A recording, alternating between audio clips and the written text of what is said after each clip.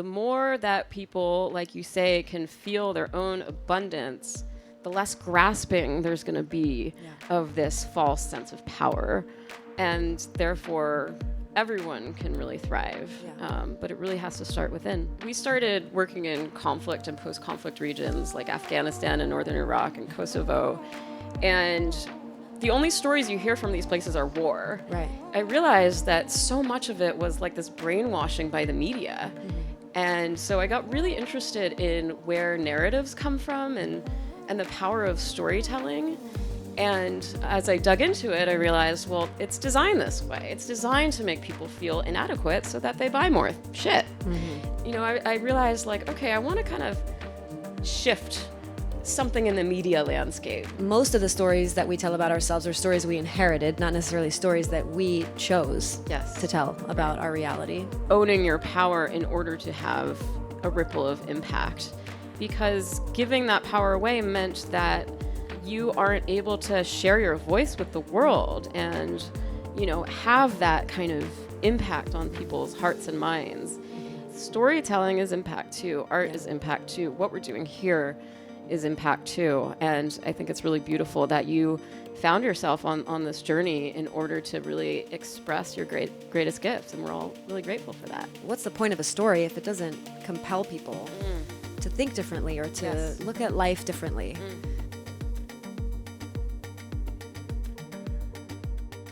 I'm delighted to have you with me today, Mara. Thank you so much. Yeah. So delighted to be here, and thank you all for being here. So Mara is a very special human being who I'm just starting to get to know, but every time we sit down for a conversation, we're like, did the podcast start? Are we going? Are we rolling? Exactly. I'm just learning about you, really, and about your vast experience in the impact realm and all the places you've traveled and the hands-on experience that you've cultivated over the course of your career, I guess we could call it, right? Yeah, it is a career. So I would love if you would just kick us off and share with us, like, what was the seed for you to really step into this world of impact? Yeah, I feel like it was always in me to want to do good in the world. And the more I got in tune with who I am and I was able to kind of shed all these layers of who I was supposed to be, the more I realized this is my purpose on this earth, is just to alleviate some of the suffering here and to make things a little bit better. And I know that over time I've learned that there's no way that I'm going to be able to solve all these intractable problems on this planet. But if I can make a few people's lives better, then that's what I was put on this earth to do.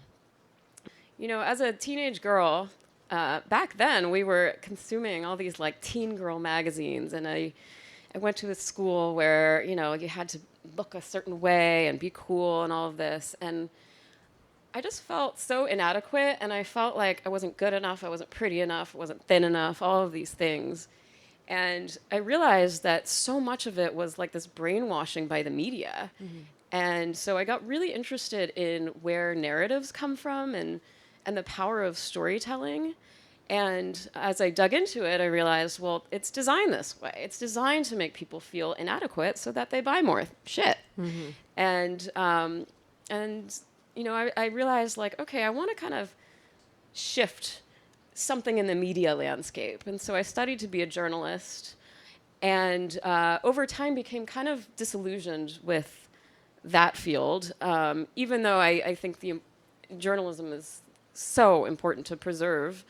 But for me, it just felt inauthentic, and that I had to sensationalize all the stories I was telling, and you know, what's going to get the most clicks and the most views and all of that stuff. And very early in my career, I had a very serendipitous connection with a friend who was a young philanthropist and had a very similar vision to me of how we might start to shift the storytelling and narrative landscape of the media. And this is when YouTube was first getting on the scene, and people were starting to tell their own stories and make their own content. And we had this aha moment of like, we were thinking about who's telling all of these stories. In particular, when stories are told about people who are in marginalized communities or in conflict regions or have all these bad things happening to them, it's usually told from the lens of a Western journalist or storyteller. So we had this idea to start an organization that would, you know, put the storytelling power back in the hands of the people experiencing whatever, you know, issue we wanted to talk about. So we started training young people in documentary filmmaking, and we started, you know, we were living in LA and started in our own backyards and in some more of the marginalized communities there, and including South LA. And these kids were experiencing a lot of gang violence and poverty, and you know, there's stuff that's, you know, happening, you know, in our backyards that many people aren't attuned to. Mm-hmm. We really wanted these kids to just share their own story, and it wasn't always a story of heartbreak. This is like very relatable, like family stuff, but we wanted them to be able to advocate for themselves and not have somebody else swoop in and say, like, here's your problems, here's how to solve them. Mm-hmm. We really wanted, you know, these participants, these young filmmakers and storytellers, to be able to say, this is my story. So we paired them up with mentors in the film industry, and it was really important to us that those mentors looked like them. So if we were working in a Black community, we would make sure we had Black filmmakers so we can show them what's possible. And a lot of them went on to become, you know, storytellers in various formats. We would put on these like big red carpet events for them, and they would walk down, you know, and then, you know, the red carpet, and we do a big screen. Like our first big screening was at the American Film Institute, this very prestigious, you know, venue. And these kids would go on the big screen. These stories were about their own lives, and their families were there, and the entire theater was filled. And it was kind of like, wow, my story actually matters. I'm not invisible anymore. So that's kind of where it got seeded. But really what it comes back to is empathy. It's like, how can you like more deeply understand what people are going through? Mm-hmm. Let them share. Give them some tools to tell their own stories. Beautiful. Yeah. I love that story so much. And Thank you. I'm curious, did you have them use, like, what were they using? iPhones? Did you give well, them I'm going to cameras? date myself a little bit, but it was like those, it started as like these big clunky cameras and tons of equipment. But over time, it's like, wow, cell phones they have, you know, amazing cameras on them. So we did our first cell phone filmmaking pilot in Tanzania, and worked with some university students there to teach them how to tell their own stories using their cell phones. And, you know, right around that time was the Arab Spring, where, you know, this big revolution in Egypt where people were using their phones to share what was going on there. And that was it was pretty revolutionary at the time. It was interesting when we started like proposing this idea. Everyone thought we were absolutely crazy to be like, cell phone filmmaking? Like, why would we support that? And everyone always, you know, everyone knows now how cell phone cameras have revolutionized everything for better and for worse. Yeah. So yeah, the tools we have today are so much less clunky that, you know, and as you all know, a lot of people here are storytellers. You can reach a wide audience just through that. So yeah. We just use whatever tools were available. Yeah. For me, having spent many, many years both as an artist and then in the personal transformation space, now entering the impact space, I think it's so interesting. You know, many of you have probably heard of like, we're meaning-making machines, right? Humans are meaning-making machines. And when you're doing personal transformational work, a lot of that is looking at the stories you tell yourself. Yes. About who you are, your value in the world, or your lack of value perceived.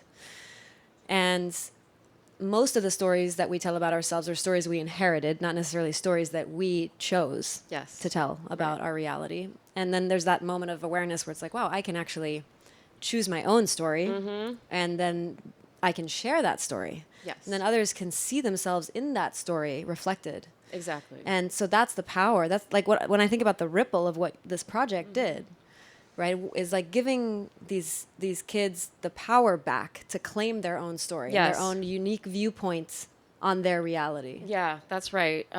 We started working in conflict and post-conflict regions like Afghanistan and northern Iraq and Kosovo. And the only stories you hear from these places are war. Right. And when we started, providing the tools and training to the participants, they, of course, told stories of what was going on with that, but they also told stories of like what was just going on in around them. There was a story of a baker and a story of like these teen girl skateboarders in Afghanistan, and just like there was cool shit going on.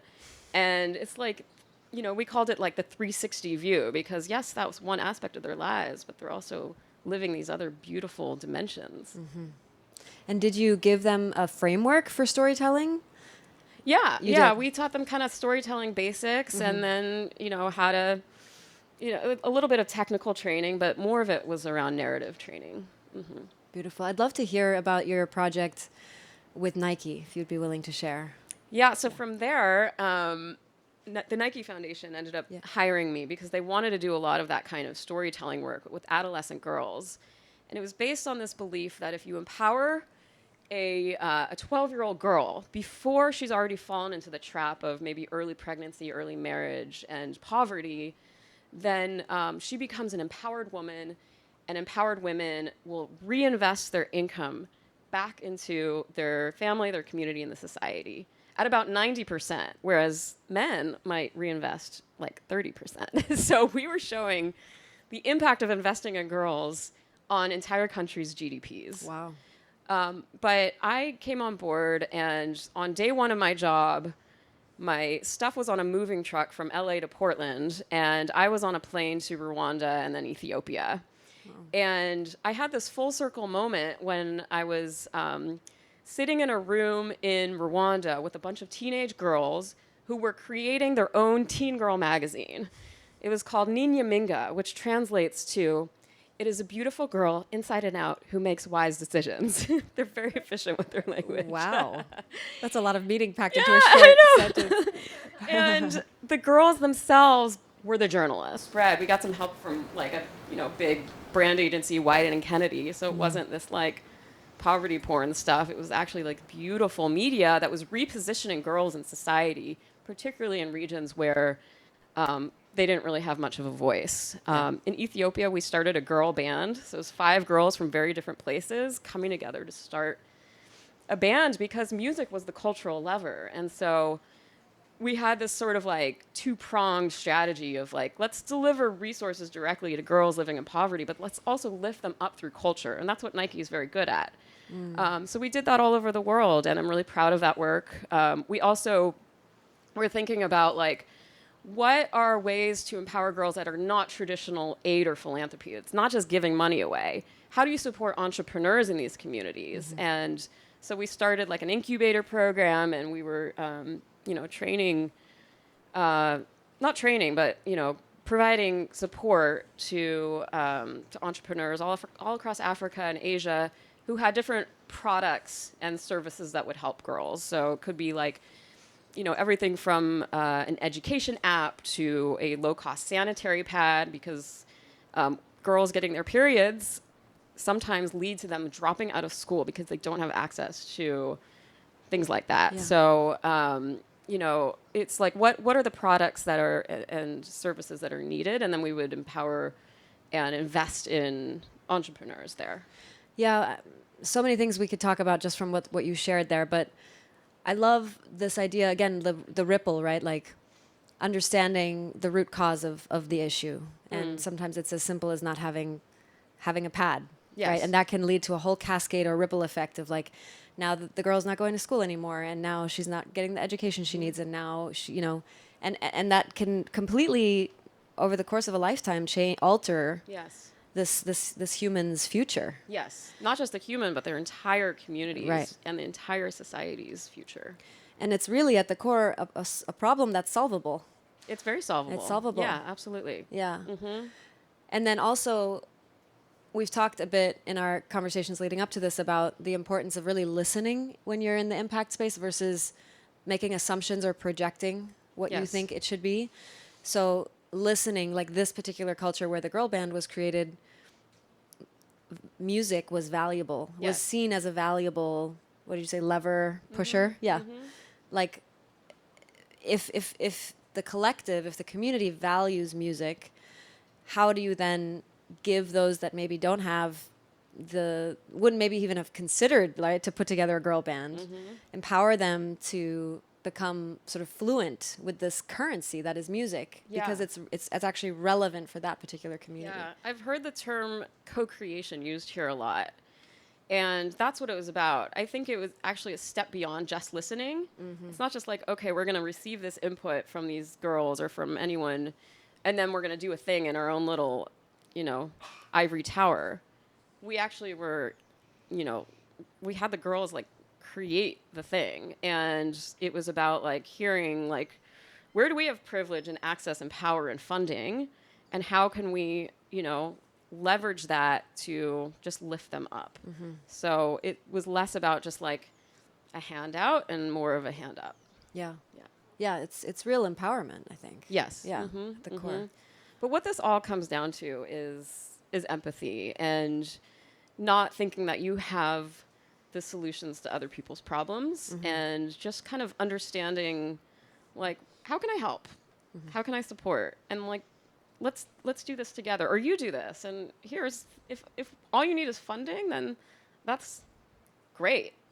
That's even better. Like, we should not be solving other people's problems. But if we do come from a place of privilege, I know you have a core tenet of Kavanagh, and it's something about we steward our privilege responsibly. That's it. Yeah. And so if we're here, we have a great bit of privilege. And so how can we steward that responsibly? And it's an ongoing question for myself, or for everyone here. Yeah. Privilege is such an interesting thing. And I think it's helpful to double click on it, because it's like, sometimes it feels like the elephant in the room, like especially in my communities. There's sometimes I look around and I'm like, God, there's a lot of white people here. And something feels off. Like, I feel like we need more diversity, but what am I really doing to create that? Like, how am I really going out of my way to make sure that everyone feels really welcome and included in the community that I'm building? That's right. And you do have to really kind of prioritize it and put effort to it, because it's not necessarily going to just happen on its own. No. It's not. And also just interrogating why. Like, why is it that there are mostly white people here? Can you peel back the history and the systemic injustices to understand, like, why is that? How did we land here in particular? And then, fighting for change and making sure that everyone has, like, everyone's at an equal playing field. Yeah. I really loved what you shared about people having a ripple of impact using their unique gifts, like the thing that they've developed some sort of expertise or mastery in. And then how can that be used, versus there being this really big gap between what someone might be good at and then the way that they're trying to have impact. Can you share a little bit more about that? Yeah. I would just implore everyone to think through what they shared at the dinner the other night, where you had this beautiful prompt, what is your greatest gift? And think about, how can you spread that out? And if your journey is not to spread it, then that's cool too. But if you do want to have an impact, I would focus on, who are you? What are your greatest strengths and talents? There can be a disconnect, particularly, if you're going out into, say, a developing country and you want to help, and you're volunteering to build a school, for example. There's a lot of that goes on, and that's great if there's no one else there who can build that school. But I always ask myself, why are there people here with zero construction expertise, like trying to build a school for somebody else, instead of just finding who's like local in the community to build it? Or asking, is this school actually needed? What does the school need? Who should be in charge? Like, really, I think the end game is making sure that everybody can prosper on their own, and to put ourselves out of business. Like, this impact space, it is a whole industry, and it's extended beyond just philanthropy. It can mean many different things. But, in the end, I hope that it doesn't have to exist anymore, and that people can just survive and thrive on their own. What are the acupuncture points I love from a that. like systems change perspective that you're feeling particularly inspired to focus your efforts on in this time? Oof. Well, this is a pretty gnarly year for democracy, and so I'm very passionate about that. It's going to be different for everybody, of course, but this is just my own truth right now. Is we have more global elections happening this year than in any year before. There are going to be more people voting, billions of people voting this year in democratic elections. And in some of these places, this might be the last democratic election that happens. Pair that with generative AI and deep fakes and all of this stuff, and no one's going to know what's true anymore. And it's like we're entering this chaos era. There's not much that we can do to stop it, but there are a few levers there to help people think a little bit more critically about the videos and the content that they're consuming online. And so I'm very focused right now on information literacy as the new literacy. We And need to be specifically related to political candidates or just in no, general? I think in the context of the fact that we have all these global elections, it's particularly important to preserve democracy, in that people know it's not even about like what candidate to vote for, but there's going to be a lot of disinformation about, oh, you should vote on this wrong day. Go to this wrong polling place. Those are intentional tactics to keep people from voting. Wow. And we're going to be seeing a lot of that, unfortunately, and it's already happening. And so this year I want people to be a little bit more aware of and just think twice before they see something like that, because the most extreme content is what gets the most clicks and what makes the most money for these big tech companies. And so the more that people understand that, I think the better off we're going to be. But it's going to be really hard to discern the truth from fiction as AI really takes a hold. But my long-term passion is about, just enabling everyone, but particularly young people, to find their voice. And it could be through storytelling, but it also could be through civic participation. And that doesn't necessarily mean voting. It could also mean just having an impact in their own community. How do you get involved? Because it's feeling really hopeless right now for a lot of people. And this is a more hopeful community. I'm very grateful for that. I feel a sense of hope, but I also feel a sense of dread of like this messy place that we're heading into. And especially, we have a mental health crisis amongst young people that is exacerbated by social media, and it looks like all their friends have these like perfect lives and everyone's suffering and really struggling. Not everyone, a lot of people are. And attention is at an all-time low. So there was some statistic I read, I'm going to butcher it a little bit, but like our attention span has dropped something like 25% just in the last few years. And if you think about like what we're paying attention to, and these social media companies are using algorithms to feed you content that will sell more shit, then we're in a real crisis right now. I'll give you an example. If a teenage girl with an eating disorder starts looking up on Instagram healthy recipes or something, the algorithm has been shown to feed her back anorexia content. What? Yeah, Why? because that's what sells. It's gonna get more clicks. It's more extreme. It's gonna keep her on the platforms for longer, and the longer you're on the platform, the more things you're clicking on, and the more revenue goes to these companies. Right.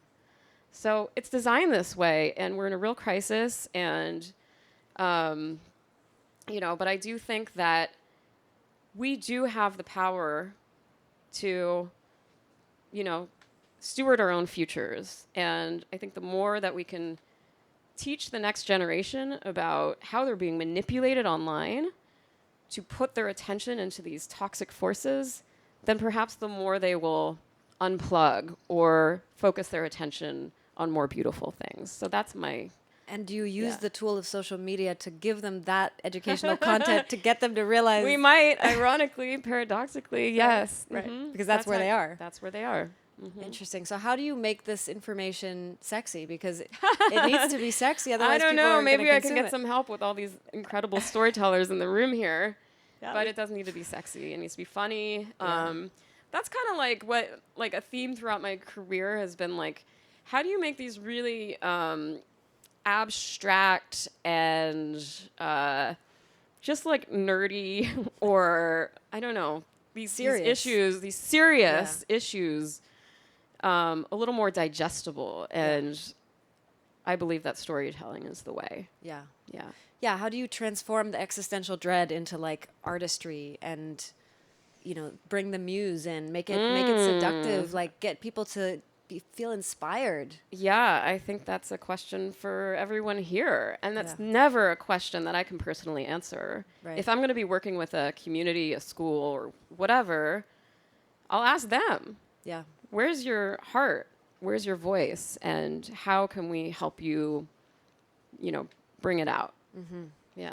I was speaking to a social psychologist, really profound woman, and she was sharing that she's been doing a lot of deep research around sort of the state of the world and humanity and like what's coming for us. We haven't even talked about climate yet. Oof. But what's coming with all the converging crises. And really, when you look at social movements, like what actually creates the most significant change and what makes social movements succeed versus fail. And something she said really stuck with me. And she said, the data shows that it always boils down to somewhere between 8 to 15 people gathering regularly, Yes. like every 2 weeks, with a shared intention, shared mission. And that has created the most amount of ripple, and then having success in a small local area, and once there's a tipping point there, then going and replicating it in other areas. That's right.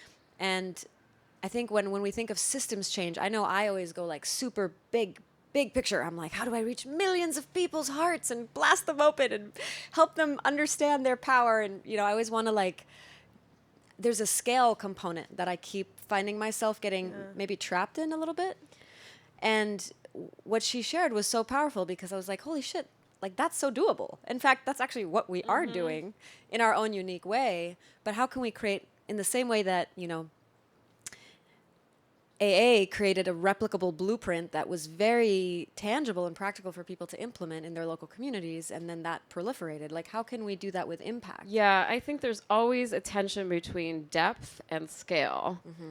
When you go deep into a community, you have definitely more impact, but if you want to replicate that, it becomes a little bit harder. So that's always going to be there. For myself personally, I find that if I spend too much time in this like academic policy realm, which is where I do spend most of my time, I just like want to ground it in real stories and real people. And so I find it critically important to change systems from the top down and the bottom up at the same time. So it's like you're looking at what are these different levers that can change a community, and then how do you reach the highest, the places of highest institutional power in order to implement that change broadly. But yeah, I would actually love to hear from you about your vision for Kavanagh and how you're creating ripples of impact. Yeah. Well, at Kavanagh, we believe that external impacts alone is only half the equation. What we call internal impact is just as important. And one is not more important than the other, but if they're in alignment, that's the sweet spot. So what do we mean by internal impact? Well, every single thought we think, every belief we hold, every feeling we feel, every word we speak, every action we take creates a ripple. And if you're thinking, if you have critical thoughts of self-judgment all day, that's going to affect how you show up in the world. It's going to affect how you relate to yourself. It's going to affect how you relate to the world over the course of a lifetime. It completely changes everything about your reality. So we don't think about that because I think fundamentally as human beings, we've forgotten really the energetic reality that we exist inside of, and that we are also energy, like. And so as we become more sensitized to the more subtle dimensions of our experience, and we start to see, we can start to track the impact of our internal world. Yes. And then we can start to see how, if there's toxicity there, if there's dysfunction there, if there's judgment, if there's separation, which there usually is because we've inherited a lot of that stuff, that is going to inform and ripple out into the things we do, even if we're trying to have a positive impact. Yes. So we may have every intention to have a positive impact externally, but if we're not also looking within and taking 100% ownership and responsibility for what's happening there, inevitably, somehow that internal thing is going to manifest externally. Yes. And I think you see that a lot in the impact space. Oh, yeah. Right? Yeah. There's a lot of toxicity in it, actually. Yeah. And it's fascinating to me that, there's a lot of people who are out there saying, like, I'm going to change the world, and yet they're like assholes. It's like, why would you? When are you going to look within? Like, to what end are you trying to change things if you haven't changed yourself? Yeah. And even if you're not an asshole, maybe you just have a deep trauma that is propelling you into impact, actually. And then there's also, it's coming from this place that is just not fully integrated. And it's not like we have to be perfectly whole and healed to go and like make impact. I'm not saying that. But the willingness to look within and recognize that we are inextricably interconnected with everything else, and therefore the health and well-being of our own internal state is just as important as the problem externally that we're potentially trying to solve. The other way that, to answer your question, because I have two answers, so that was Kavana, which is more focused on really deep personal transformation. Kavana is, retreat center and institute, and we also have, virtual programs, but it sits inside of a larger project, Musa, which is a project in Mexico, which is where we are here right now. And the answer for impact there is in some ways much more tangible and practical. And one of the reasons we're so excited to have you here is because we think we know how we want to have impact in this community, and there's already a lot of ripples of impact happening as we've stepped into this project. My husband Benjamin and I. It's been incredibly inspiring to see all the seeds that are already planted and blossoming in terms of like local hands-on impact. And we have so many visions for so many more ripples. And so this is now where it's like, okay, how do we not fall into this trap of like white savior complex, right? Because that's really, really easy to fall into. How do we truly listen and co-create and collaborate with the people who were here long before us? Yes, exactly. Yeah, that's so important. And I keep harping, like, since I heard about this project, I was like, you guys got to go out and talk to the local people. You got to talk to the local people. You got to talk to the local people. I was like this kind of broken record, and I was really delighted to hear that you've done so much of that already. And that work never stops. It's not just about like talking to people and then putting it in a report. Yeah. It's about making sure that there is that co-creation that is happening. Yeah.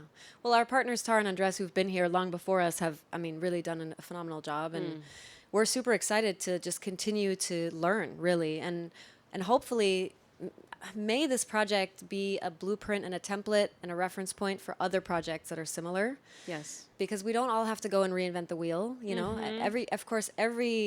Every different geographic location is going to have its own unique set of challenges and opportunities, so you can't necessarily copy-paste. But certainly the approach, the way in which you approach asking the questions and then integrating that information into actual impact, there can be some replication, I think, there. Absolutely. And that's where real change happens. It starts locally, and then you can expand it out globally. Yeah. But you can't just start at the global level. You really have to root it deeply into a community, and that's what you're doing. And I'm really pleased to see that. Yeah, and that was one of the big things that I think, as I've been on this path of transformation for so many years now, and I'm surrounded by people who are deeply committed to the work, personal work. And it's beautiful, but if it's just about the personal transformation and the personal growth and the personal realizing of your potential, like, it starts to become navel gazing, right? It starts to become like all about you. Yeah.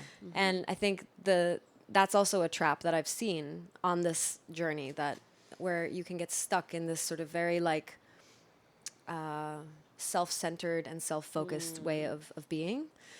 And it's one more retreat and one more ceremony and one more thing. And, you know, it's like, well, okay, at what point are you going to take all that and actually go do something with it? Yeah. You know? And I think that was the tipping point for Benjamin and I, was like, we have so much, like we're so abundant. We're so Yes. prosperous. We're overflowing with blessings. Like, it's time to just start sharing it. Yes, absolutely. And what's interesting is, sometimes that's not as easy as it sounds. Because fear can really get in the way, you know, fear of like, well, what if I give too much and then there's nothing left for me, right? I mean, there's so many what ifs that are baked into that. That's right. Yeah.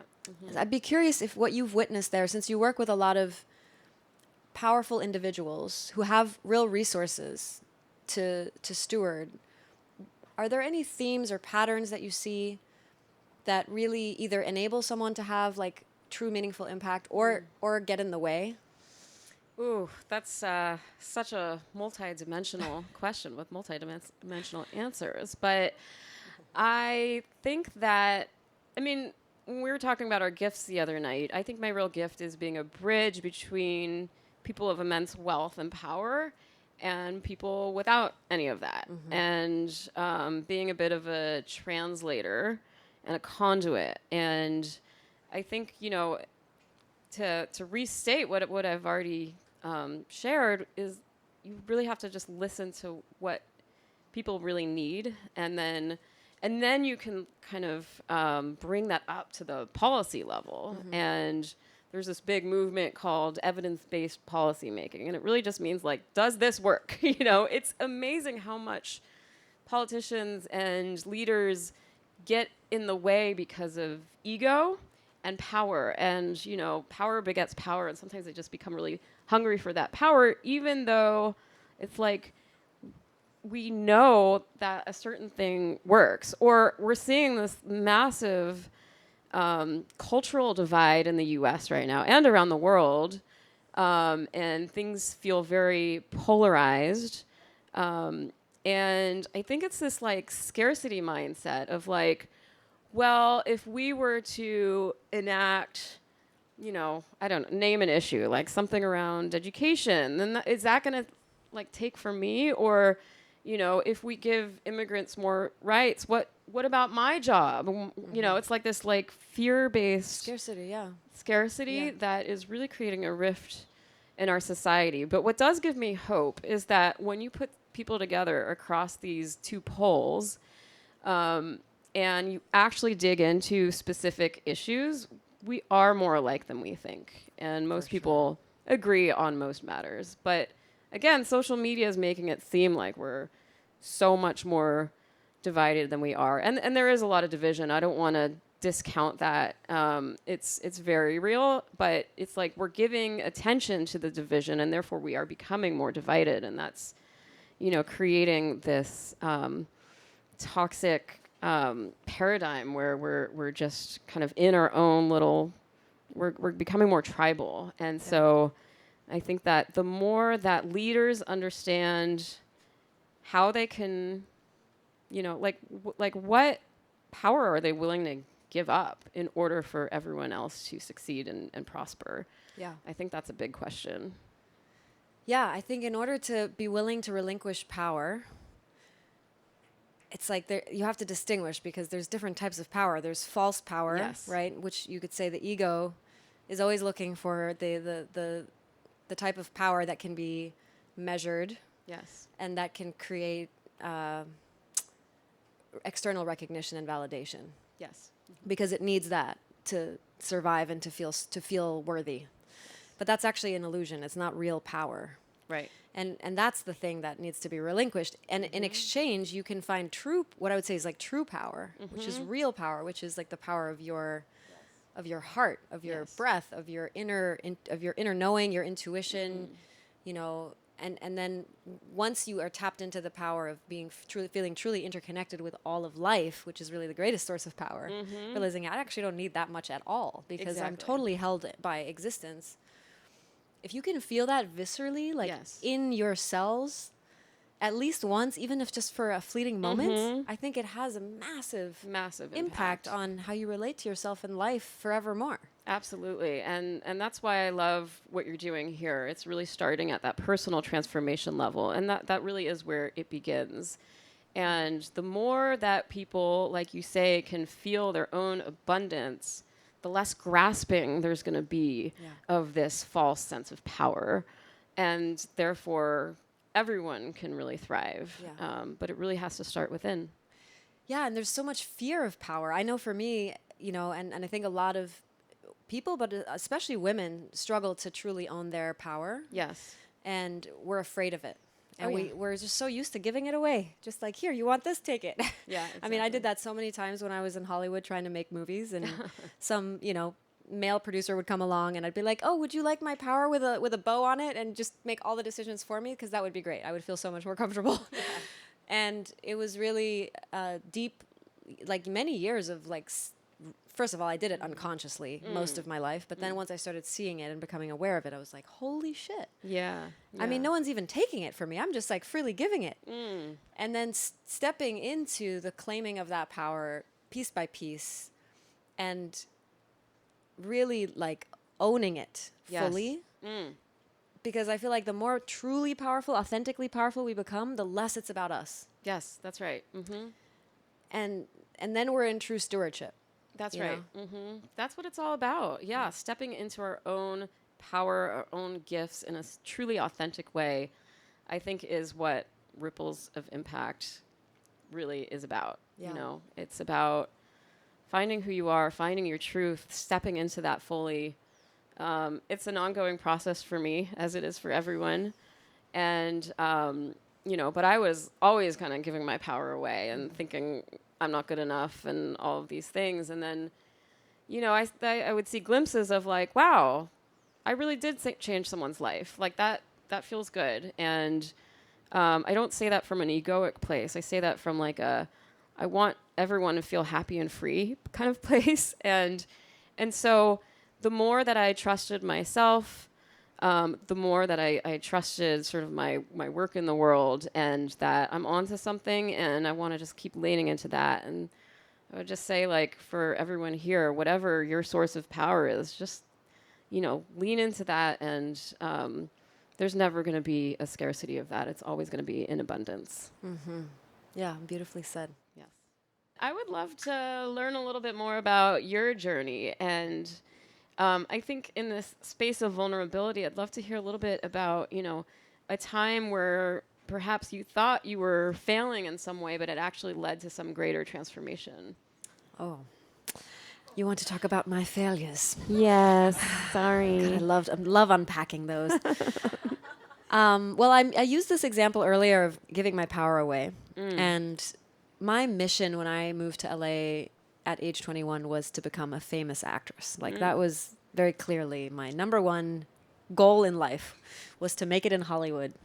And I was like extremely committed to that path and really also devoted to the craft of acting. And I would say if I were to like reflect on my entire career, which I'll put in air quotes, there was a tremendous amount of failure that was woven throughout all of that. And one of the biggest ones, which was also one of the greatest gifts, and I really truly believe there is no such thing as failure. Everything is conspiring to serve you to be more aligned with your path.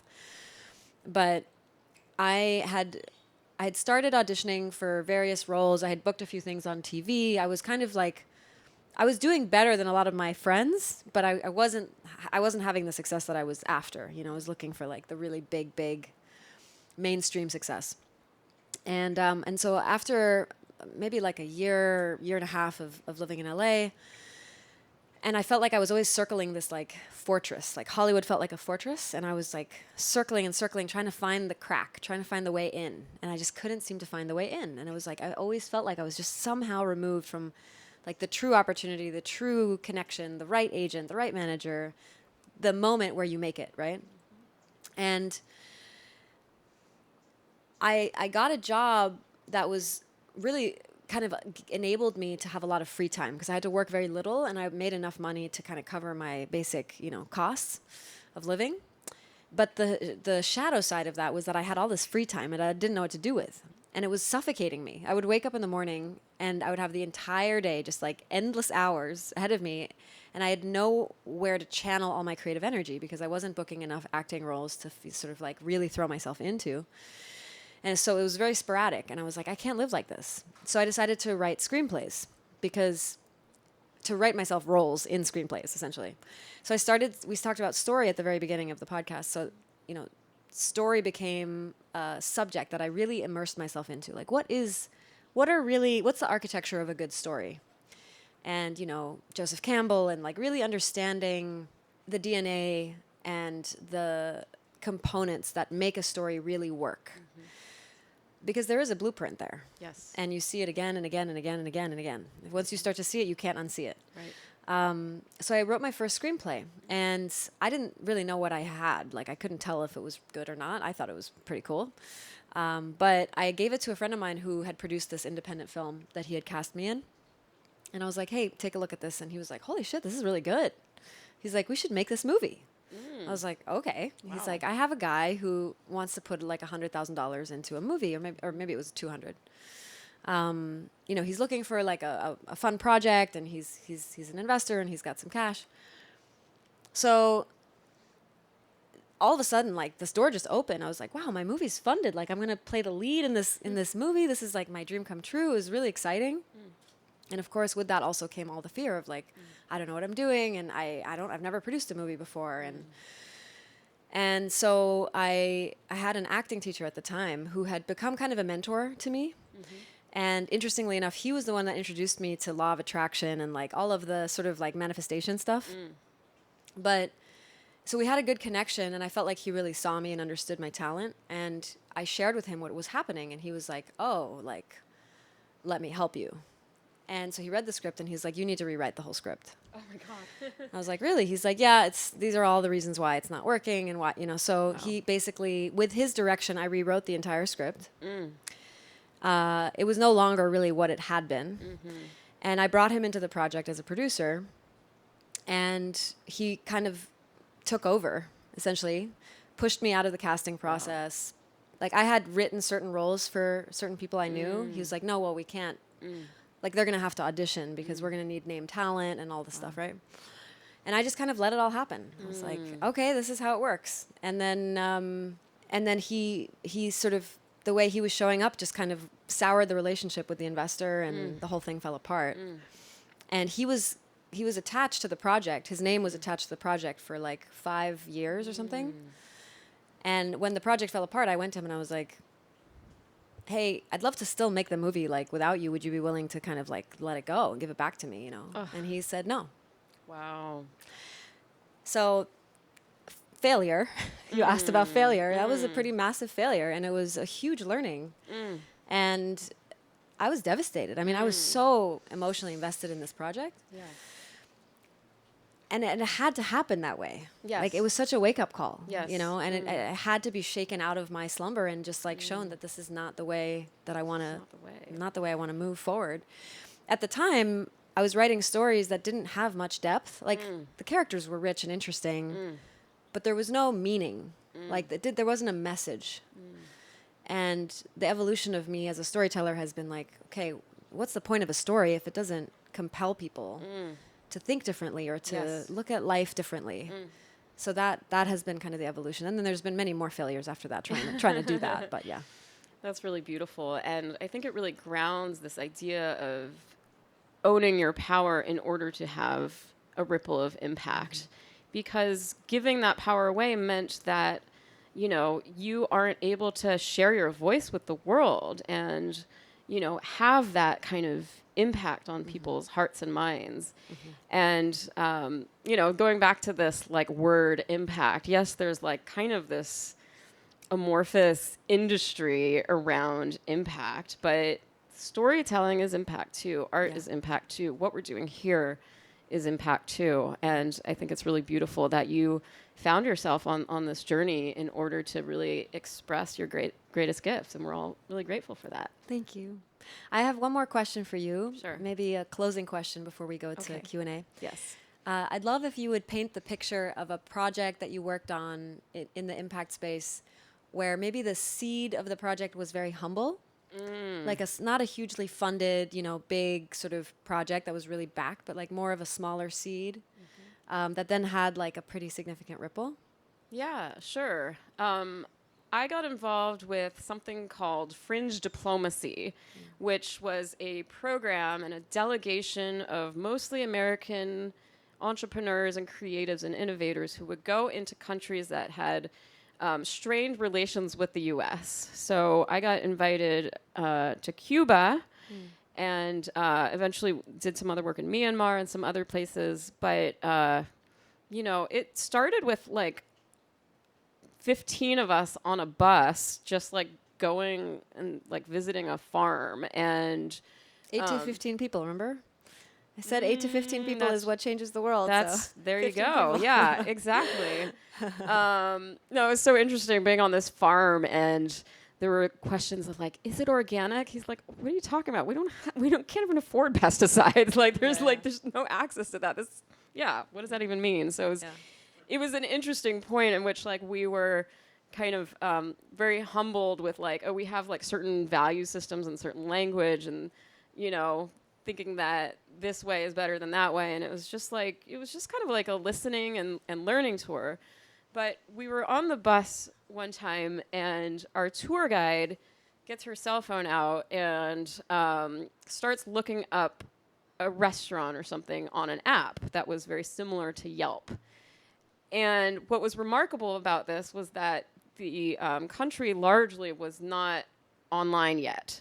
And so, she was operating this app completely offline. And then a couple of us just got really curious, like, who's designing apps in a place where there's not a lot of room for entrepreneurship, and there's like, there's a tech developer here who is creating something in a place that barely even has internet yet. So we literally tracked down this dude. We like asked our tour guide, like, do you know who this is? She's like, no, I don't know. and we somehow found him, invited him to dinner. He comes to dinner. And he was Cuban? Cuban guy. And he was just this like incredible entrepreneurial spirited guy. And we basically asked him, like, what would be useful for you? And he's like, I'd love to do like an exchange of American entrepreneurs and Cuban entrepreneurs. And so that was like the spark of an idea. And we created this program called Incubate, which literally means to incubate yourself. And we came back and we started doing these workshops where, they were learning from us a little bit about how to scale a company, even though there were certain limitations to that, given their context. But we had so much more to learn from them. And so it was a true exchange. And so that's an example of like, there was a seed of an idea. We started making this happen, and then we were able to replicate it in other places. And like you say, there's no copy-paste situation where, Myanmar is a completely different situation, or these other countries are a very different situation. But we were able to find the elements of what is universal here. And that was really about like just meeting with people, talking to experts, meeting with professors and farmers and seamstresses and app developers, and just understanding a little bit about, about the environment there, and then humbly asking, is there a way that we can support you? And so that model has worked really well, and we were able to spread it. Wow. Have you been back to Cuba? 4 times, yes. Amazing. Yeah. Hopefully more. Yes. Beautiful. Yeah. Thank you so much, Mara. Thank this you has been so so much. wonderful. It's been an honor. Thank you all. And thank you for being here and for trusting me. Oh, yeah. I'm so excited to keep diving deeper. Oh, yes, we will. We have such a canvas for impact, ripples of impact here. We sure do. I'm very excited to roll up our shirt sleeves. Absolutely. So thank you. All right.